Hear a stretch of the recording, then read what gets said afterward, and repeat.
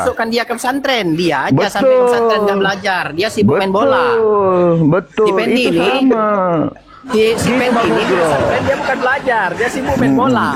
Jadi Bang Betul, Ugro, Pendi? iya Betul betul kan, itu Pendi Bang. kan? Jadi Betul. abang harus Betul, bilang kan? nih sama Bang Ugro ini. Betul. Bang Ugro Pendi ini nggak ngerti Pendi ini apa-apa suka main ini. bola dia waktu pesantren, bukan belajar. Iya, iya suka main Orang bola belajar dia. bahasa Arab, belajar nahwu sorab, dia sibuk main bola, cabut. Betul. Nah, jadi Bang Ugro nggak Orang boleh kayak belajar di gitu, pesantren, dia Bang. cabut. Betul, Ya, Pendi Bang kan? Ugro ya. Betul. Yalah, Pendi. Betul, Pendi kan? Lain kali jangan kayak gitu, Bang Betul. Ugro. Main bola kerjamu di pesantren kan, Pendi? Benar. Dari Ya, tadi ya. saya jawab Nggak benar. belajar agama kan? Enggak. Nah, itu dia. Jadi Dengar. orang tuanya Saya nggak salah.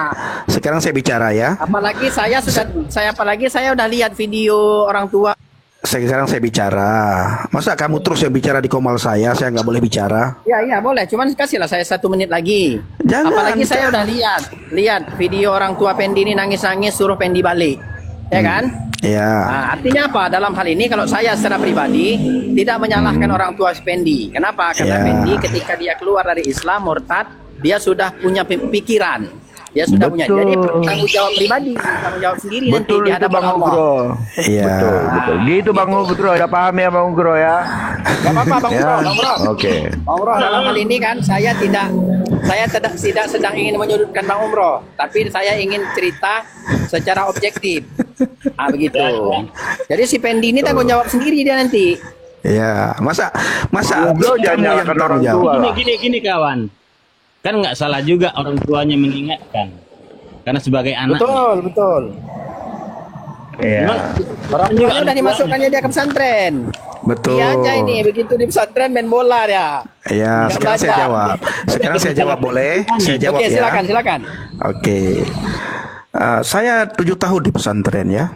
Dan ternyata saya sangat bersyukur di saat saya murtad, saya tidak goyah. Ada banyak ustadz yang bertemu dengan saya, yang menjumpai saya. Mereka mencoba semua untuk mengajak saya kembali ke agama Islam. Bahkan mereka katakan apa? Saya sudah lihat mamamu seperti yang abang bilang ya. 6 tahun di pesantren, Dayahulumuddin, Losmai, Cundau, Tengkot katanya. Dan segala macam. Apa jawaban saya? Apa yang saya pelajari di pesantren dulu? Pengetahuan semua yang saya pelajari dulu itu semuanya sampah. Tidak ada sangkut pautnya dengan keselamatan. Tidak ada. Yang ada apa? Belajar nahwu saraf. Nahwu saraf itu tidak ada sangkut paut dengan keselamatan, teman-teman. Benar-benar tidak ada sangkut paut dengan keselamatan. Itu karangan manusia semua. Nahwu itu karangan manusia, saraf itu karangan manusia, kitab Yanah juga karangan alim ulama. Nanti saya tanggapi ya. Nanti saya tanggapi ya. Iya. Kitab Yanah karangan ulama. Ya. Jadi benar kata Bang Edis TV. Bukan Al-Quran yang dikaji. Al-Quran hanya dibaca, belajar Iqra, cara membaca panjang pendek, cara membaca makhrijal huruf, tetapi tidak digali lebih dalam pengertiannya. Makanya setiap pertanyaan yang kita ajukan kepada teman-teman muslim, larinya kepada kitab karangan para alim ulama. Kitab ini. Teman-teman mungkin sering sekali melihat debat antara Bang Edis TV dengan Gus Wafi.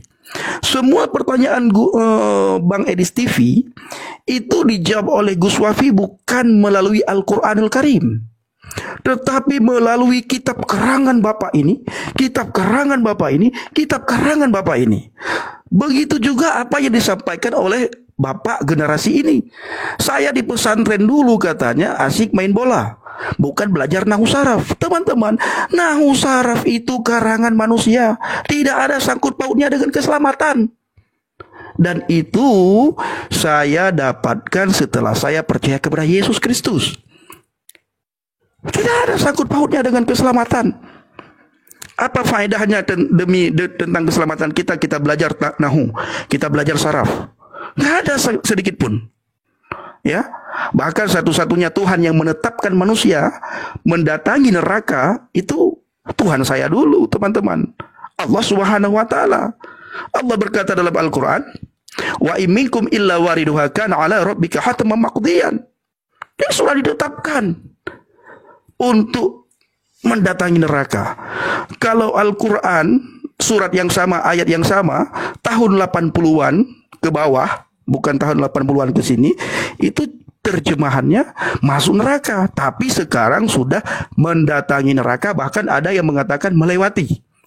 Bukan saja masuk. Itu tanggapan saya yang paling singkat, bro generasi. Silakan mau ditanggapi, silakan ditanggapi. Pokoknya Baik, apa yang saya tanggapi. katakan, apa yang saya tanggapi. pelajari dulu, itu tidak ada sangkut pautnya dengan keselamatan. Sedikit pun tidak Baik, ada saya sangkut pautnya tanggapi. dengan keselamatan. Silakan. Saya tanggapi ya. Terima kasih, Bang Pendi. Bang Nabirong, mohon bersabar mendengarkan penjelasan saya.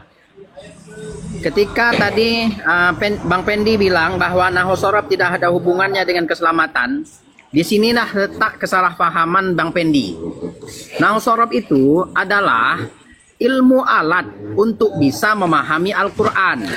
Jadi, Apakah ilmu bentar dulu, tersebut saya perkataan kan- Allah atau perkataan manusia? Itu kan karangan manusia itu. Saya begini loh, saya gini loh. Bentar, sebentar. Nahu sorof itu, apakah itu perkataannya Allah atau nahu sorof itu perkataannya manusia, buah daripada pemikiran manusia? Gini, nahu sorof itu adalah ilmu alat untuk bisa memahami Apakah Al-Quran. buah pemikiran manusia atau itu adalah Begini, bro. Pertanyaan saya sangat gampang. Apakah nahu sorof itu buah daripada pemikiran manusia atau itu adalah kalamullah, perkataannya Allah? Silakan. Bukan kalam Allah, tapi itu alat untuk bisa memahami kalam Pertanyaan Allah. saya, apakah nahu sorof itu buah daripada pemikiran Kalam Allah manusia? itu Al-Quran. Pertanyaan Untuk saya bisa jawab. memahami Al-Quran, maka saudara harus tolong belajar mute dulu ilmu sebentar, nahu sorof. moderator, tolong mute dia bentar. Coba jawab dengan jujur pertanyaan saya. Apakah nahu sorof itu buah daripada pemikiran manusia atau bukan? Buka mikrofonnya, jawab. Apakah nahu sorof itu buah daripada pemikiran manusia atau bukan? Iya, betul. Nah, Tapi begini, bro. sebentar. Oke, saya jawab. Sebentar. Buah daripada pemikiran manusia. Ya, sesuai dengan keinginan manusia tersebut yang menulis dan yang membuat nahu sorof itu. Bukan Itu sesuai bukan dengan- buah Ya. pemikiran Tuhan. Sekarang Itu aku jelaskan. Itu bukan Sekarang aku buah jelaskan. pemikiran Allah. Itu bukan pemikiran Allah, bukan benar? Sekarang aku jelaskan. buah pemikiran manusia. Sekarang aku jelaskan. Sesuai dengan keinginan manusia tersebut, ya. Jadi nahu sorof itu adalah ilmu alat. Karena dia karena Al-Quran menggunakan bahasa Arab, maka ilmu sorof itu adalah salah satu cabang ilmu untuk bisa memahami Al-Quran. Kenapa? Salah satu ayat yang kamu bacakan tadi misalnya, wariduha. Wariduha itu pengembangan dari kalimat apa? Kok bisa jadi masuk? Kenapa? Dalam Al-Quran, dalam bahasa Arab, itu ada kata yadkhulu, udkhulu. Itu artinya masuk. Wariduha itu apa? Dari mana? Untuk bisa memahami itu, maka umat Islam atau siapapun yang ingin mempelajari Al-Quran, maka dia harus bisa memahami ilmu bahasa Arab. Bukan Ketika hanya Anda nahu sorof. mentafsirkan, ketika Nahu Anda sorof, memakai mantik, nahu sorof, balaghah, bayan, sebentar. dan cabang-cabang ilmu yang lain. Ketika Anda memakai nahu sorof untuk memahami kalimat wariduha, artinya Anda sudah lari jauh daripada makna ayat yang sesungguhnya. Maknanya begini, tapi Anda tafsirkan, lihat nahu sorofnya bagaimana, sehingga maknanya jauh Kan lari tafsir, tafsirannya. bro. Ya, Kan lari berarti kamu nggak paham. jauh, lari kemana-mana. Berarti kan kamu nggak belajar dulu di pesantren. Pendi Makanya berarti saya- nggak belajar di pesantren. Jadi kan Pendi ini betul nggak belajar di pesantren. Saya yakin sekali Pendi ini nggak paham dia tentang apa itu nahu, apa itu sorof, apa itu mantik, apa itu balaghah, apa itu bayan. Itu ilmu itu tidak ada hubungannya dengan keselamatan, ya. Ilmu di sini itu salahnya. tidak ada sedikit pun hubungan dengan keselamatan. Kenapa? Ini dia kesalahannya. Kenapa? Karena ilmu itu Jadi- buah daripada pemikiran manusia. Bukan, bro. Ini kan sama dengan begini loh. Menyangkal lagi untuk bisa dia. memahami Al-Quran. Menyangkal lagi. Tanya dulu sama Pendi. Ya. Pendi. Dia dijaga dulu, host. Al-Quran itu kan bahasa Arab. Bukan masalah Al-Quran bahasa. itu kan bahasa Arab. Benar. Dah. Ya. Dan kita kan bukan orang Arab. Ya. Maka untuk bisa memahami Al-Quran, maka kita harus mempelajari seni bahasa Arab. Nah, nahu, sorob, mantik, balaghah, bayan itu adalah seni bahasa Arab. Jadi untuk bisa memahami Al-Quran, maka kita harus bisa mempelajari itu. Oke, Disinilah ilmu-ilmu, kemudian oke, kita ilmu-ilmu penting itu untuk semua, mempelajari itu. ilmu-ilmu itu semua buah Tapi pemikiran saya manusia. yakin Benar. sekali, Fendi. Ilmu-ilmu Tapi saya itu yakin sekali. Yakin sekali. Sulit sekali ngomong sama kamu, kamu ngerocos terus. Ilmu-ilmu itu semua buah. Gantian lah, Fendi. Bukan, gantiannya lama banget gitu loh. Nah, Ilmu walaupun tersebut. tadi Fendi bilang bahwa Fendi itu 7 tahun di pesantren, saya yakin sekali. Kamu ngerocos terus. Kapan orang bicara? Ngerocos terus. Ilmu-ilmu tersebut semuanya buah pemikiran dari hasil manusia. Buah pemikiran manusia. Bukan buah pemikiran Tuhan. Bukan, tapi buah pemikiran manusia. Bukan main turun, ya.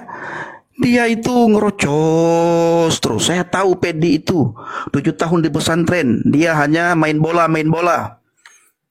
Ngerocos terus.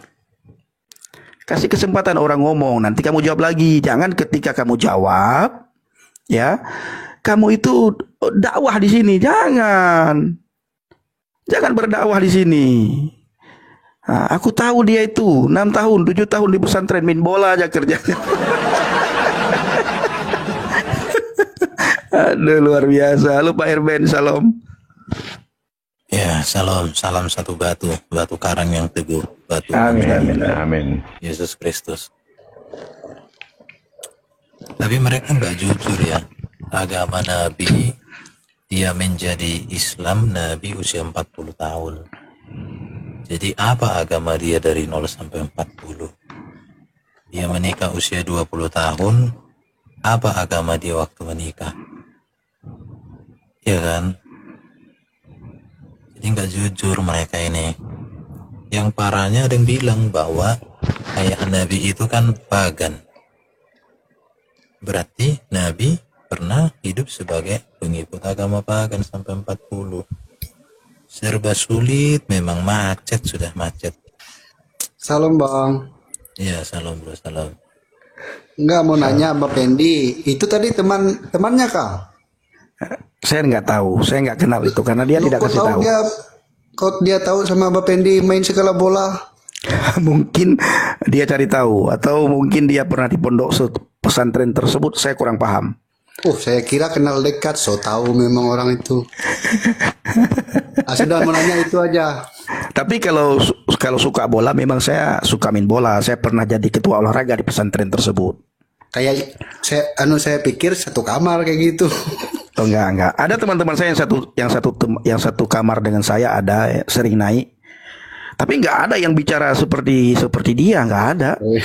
Kayak kenal dekat aja. Betul. Kalau teman-teman yang satu pesantren, yang satu kamar pernah naik, adik leting saya pernah naik, tapi nggak pernah berbicara seperti itu. Ya nggak pernah. Paling-paling mereka bilang, aduh kasihan banget kamu murtad. Paling itu yang mereka bilang. Oh ya. Udah itu aja Bang. Oke, siap. Jadi teman-teman, mereka itu sepertinya tidak terima ya saya murtad.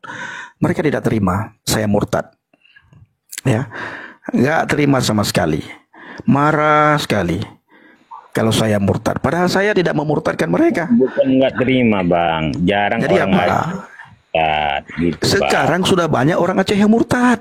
Jarang Bang. Sekarang sudah banyak orang Aceh yang murtad. Kenapa Bapak bilang jarang? Bapak orang Aceh kah? Saya orang Aceh. Orang Aceh mana? Istri saya orang Kitabata. Saya masukkan Islam. Saya nggak tanya itu, terserah Bapak itu. Bapak orang Aceh mana? Saya Aceh Utara. Di mananya? Losme di mana? Di Keruku. Nah, saya di Cunda dulu, Tingkut. Oh, siap. Sekolah pesantren saya dulu di Tingkut. Jadi sekarang sudah banyak orang Aceh yang masuk Kristen. Kemarin itu ada orang Krungkuku masuk Kristen, dan dia sempat sekolah pondok pesantren terpadu di Cetmurung. Tahu Cetmurung ya? Tahu. Orang daerah Bapak. Dia berpikir masuk Kristen itu dikasih uang, dikasih segala-galanya, dikasih semuanya, dan hidupnya tenang, enak. Itu pikirannya. Sampai dia mau dibaptis.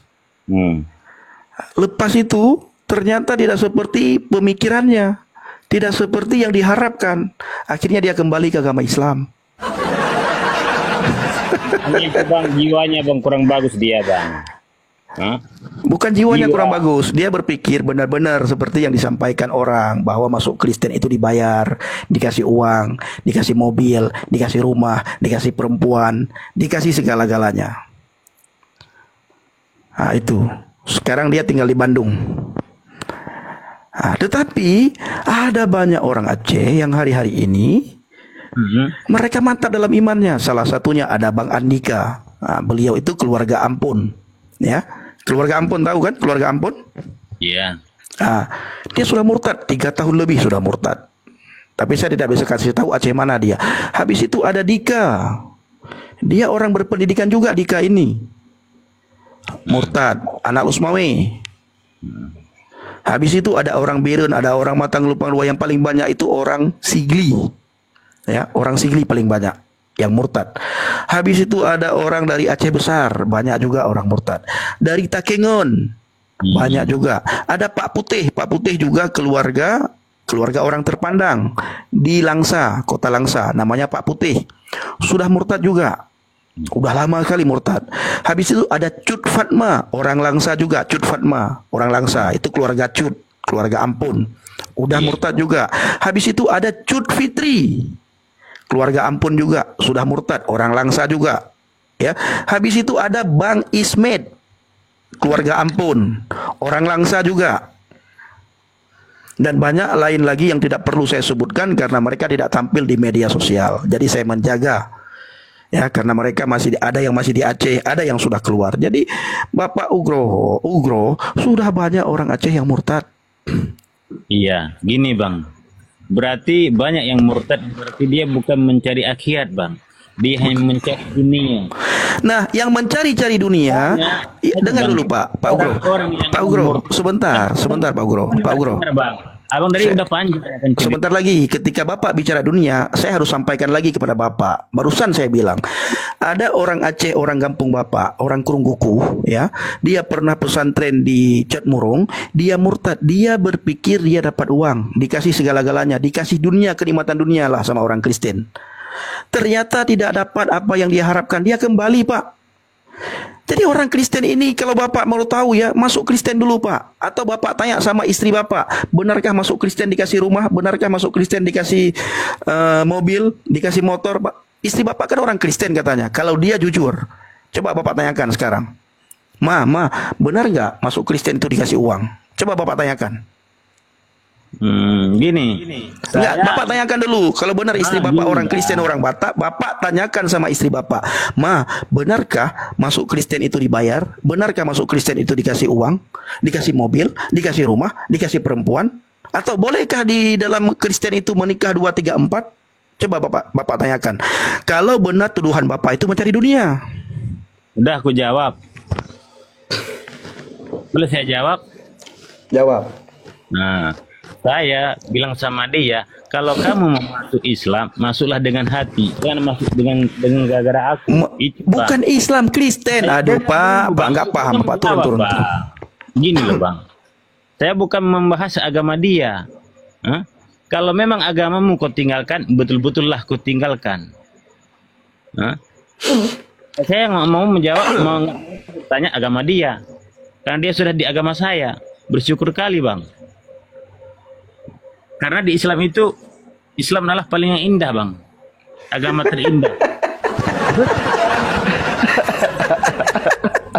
31 tahun saya dalam Islam. 31 tahun saya dalam Islam. Orang abang bilang tadi banyak yang masuk Kristen. Karena apa Bang? Dia mengejarkan dunia Bang. Kalau di Kristen itu Bang, buat apa aja bisa. Akan kembali lagi ke dunia. Berarti otak kamu itu nggak nyampe. Kasihan sekali istrimu rela meninggalkan Yesus demi kamu. Sangat kasihan. Ya, sangat kasihan istrimu itu meninggalkan Yesus gara-gara kamu. Otak kamu itu nggak nyampe. Sudah 2 kali saya ulang-ulang. Saya ceritakan. Ada orang Aceh yang masuk Kristen. Dia berpikir ketika masuk Kristen dia dikasih duit, dia dikasih rumah, dia dikasih mobil, dia dikasih segala-galanya. Begitu dia sampai di Kristen, 5 bulan lebih dia dalam kekristenan, ternyata nggak dapat apa-apa. Akhirnya dia kembali ke agama Islam. Jangan lagi Anda bicara di Kristen itu dikasih dunia segala macam. Masuk Kristen dulu atau tanyakan kepada istrimu. Saya sudah ingatkan, tanyakan sama istrimu, benarkah kalau masuk Kristen itu dikasih mobil, dikasih rumah, dikasih perempuan 2-3, atau boleh melakukan segala sesuatu yang kita suka dalam kekristenan? Atau jangan-jangan Anda menceritakan kebejatan Anda, lalu Anda bawa ke agama Kristen. Kristen yang Anda salahkan, Kristen yang Anda kambing hitamkan. Saya 31 tahun lamanya ya.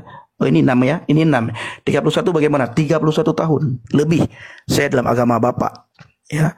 Saya sudah tahu semuanya. Jadi Bapak jangan berbicara indah, sangat indah, sangat indah. Jangan sama saya Bapak bicarakan itu. Apalagi bulan puasa seperti ini. Kita lihat orang yang bagaimana dengan warung-warung yang terbuka segala waduh, luar biasa lah indahnya. Belum lagi tahun baru. Waduh. Belum lagi Natal. Waduh. Itu Pak Nugroho, kalau berbicara itu yang bagus lah. Kita sudah ulang-ulang masih saja bicara tentang orang masuk Kristen cari dunia. Kenapa diturunkan, Bang? Malas saya bicara sama Bapak karena Bapak tidak sampai ilmunya. Salahnya di mana? Pikiran Bapak itu nggak sampai-sampai. Capek kita jelaskan. Masih saja bicara begini. Kan seperti Abang bilang tadi. Kata Abang yang masuk Kristen katanya karena uang. Berarti kan orang itu mengejarkan dunia. Mana saja yang bilang aduh nggak nyampe. Abang yang bilang tadi sendiri. Kan nggak nyampe otakmu itu. Nggak nyampe kan. Mana ada dibilang kayak gitu. Kau coba aja dulu, murtad aja dulu. Hah? Murtad aja dulu biar tahu rasanya jadi Kristen. Moga-moga janganlah, Bang. Enggak, biar enggak nanti balik lagi kau, biar kau tahu rasanya. Bang, agama itu tak boleh dimainkan, Bang. Bukan buat dimainkan, bukan kayak bola, Bang, agama, Bang. Semua orang tahu itu, makanya jangan kau bilang gara-gara uang, gara-gara duit, gara-gara utang, gara-gara perempuan. Karena kan gini. Sudah berkali-kali kita jawab. Ada orang Aceh, orang Krungmane, orang dia murtad. Kenapa dia murtad? Dia berpikir ketika murtad dia dapat uang, dia dapat mobil, dia dapat rumah, dia dapat pekerjaan yang baik. Ternyata ketika dia murtad dia tidak dapat apapun. Akhirnya apa yang terjadi? Dia kembali ke agama Islam karena dia kecewa. Udah aku jawab ya, Bang. Nah, itu yang dia bilang itu dapat uang, mungkin kan dia ada pendengaran dari orang lain. Iya, makanya kayak kalian itu Bang, kayak yang kalian sampaikan. Mungkin Bang dia nggak masuk Kristen, dia ajak Bang, dikasih angan-angan begini-begini gitu loh Bang. Bukan, gara-gara dia dengar dari Ustaz. Dengarkan nih Bang Ugro, dengarkan. Bang Pendi pun dibilang kayak gitu. Oh, gara-gara uang, karena uang dia murtad, karena utangnya dibayar makanya dia murtad. Nah, datang ini orang pikir, kalau gua murtad berarti utang gua dapat duit, dapat mobil, seperti yang ustadz gua bilang. Kalau kau murtad itu, orang Kristen itu dimurtadkan karena dibayar uang, di apa segala, dikasih uang, dikasih mobil, kasih rumah. Wah, enak juga ya, gua nyoba. Dia coba nih. Siapa yang ngasih? Nggak ada yang ngasih, malah nggak diterima. Lu siapa? Masuk gereja, jangan-jangan lu ini apa namanya mata-mata lo, nggak penyusup. Makanya akhirnya dibilang, oh nggak bener juga ya. Ternyata aku kira kalau masuk Kristen bisa jadi kaya, bisa dapat duit. Ternyata bukan. Ya udahlah, gue balik lagi lah ke agama gue yang lama. Padahal orang itu yang orang mempermainkan agama. Dia sampai rela mau dibaptis, ya. Bukan saya masuk Kristen saja, rela dibaptis. Ketika bertemu dengan saya, dia bilang ke saya apa? Bang, tolonglah ini. Saya ceritakan sama dia. Saya awalnya itu sangat sulit sekali. Saya tidak diterima oleh orang Kristen. Pendeta itu mencurigai saya. Tetapi Alkitab berkata kamu dikenal dari buahnya. 4 tahun lebih saya menderita awal-awal saya masuk Kristen. Kapan saya mulai ada? Ya, mulai tidak menderita setelah COVID. Dari tahun 2014 2015, 2016 saya ambil keputusan. 2017, 2018, 2019, 2020. Waduh, sangat susah sekali. Sangat susah. Tapi Alkitab berkata apa? Carilah dahulu kerajaan Elohim dan kebenaran di dalamnya, maka semua itu akan ditambahkan. Engkau dapatkan damai, sejahtera, sukacita, dan lain-lain. Kita akan dapatkan. Itu Pak Ugroho. Jadi ketika Bapak berbicara, itu orang-orang akan berpikir di luar. Enak ya masuk Kristen ya, dikasih uang, dikasih ini, dikasih itu. Akhirnya adalah orang-orang yang sudah putus asa. Mencobalah dia masuk Kristen. Karena dipikirkan benar apa yang dia dengar. Karena orang terus-terusan dari saya kecil sampai hari ini orang masih memperdengarkan masuk Kristen dibayar, masuk Kristen dikasih uang, masuk Kristen dikasih ini, masuk Kristen dikasih itu. Makanya saya selalu berkata hari-hari ini apa? Murtad aja dulu. Masuk Kristen aja dulu. Benarkah dibayar atau tidak? Kalau dibayar kamu ambil uangnya, habis itu kamu kembali ke Islam. Nantinya kamu kowar-kowar di sana. Kamu bersaksi ternyata benar. Masuk Kristen dibayar. Ini buktinya. Catat nama orang yang membayar kamu itu. Itu Bang, untuk membuktikan. Aku yang ngomong sekarang ya Bang. Kan Abang bilang tadi banyak orang Aceh masuk Islam, dikasih uang. Masuk Kristen. Tidak ada Ya, saya bilang dikasih. Kristen. Aduh, kapan saya bilang dikasih uang? Kan Abang bilang tadi orang Keruku, dia masuk Aduh, Kristen. nggak nyambung abang Begini ini. kata Abang. Dia berharap bang, dia berharap dikasih uang, Bukan ternyata berharap, tidak. Aduh, nggak nyambung abang ini. Udah turun. Otak abang nggak sampai. Nggak nyampe otak abang. loh. Asli nggak nyambung. Waduh, Macet. kasihan. Sian ya Pak ya, Pak Erben ya. Iya, kasihan nggak jalan. Udah berapa kali dijelaskan loh? 3 kali loh. Aduh. Otaknya duit mulu. Jangan-jangan mau murtad ya Bang Nabiro.